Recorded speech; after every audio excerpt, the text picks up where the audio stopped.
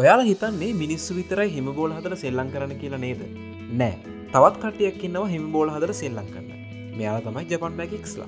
එහෙම නැත්නම් ස්නෝ මංකීස් කියලා හඳුන්වන වඳුරු විශේෂය.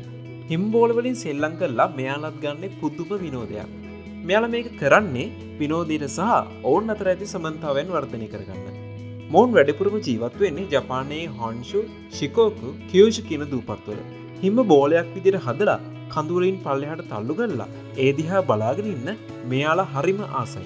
ඒ වගේම ඔවුන් හදපු හිම බෝල අනිත් වඳුරන්ට පේන්න එහා මෙහා අරන් යන එකත් ඔවුන් නිතර සිදු කරන දෙයක්. මේ හදන හිම බෝල ඔවුන්ගේ ආඩම්බරයට හේතු වෙනවා වගේම ලස්සනම ලොකුම හිම බෝලය ඇති වඳුරන්ව අනිත් වඳුරන්ගේ ඊර්ෂ්‍යාවට ලක් වෙනවා. හිම බෝලයක් නැති වඳුරන් අනිත් වඳුරන්ගේ හිම බෝල උදුරන්නත් උත්සාහ කරනවා.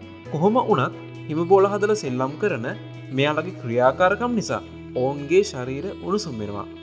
බොහෝ සංචාරකින් ජපානයේදී මේ ස්නෝ මංකීස්ලව දකින්න ඉතා කැමැත්තක් දක්වනවා.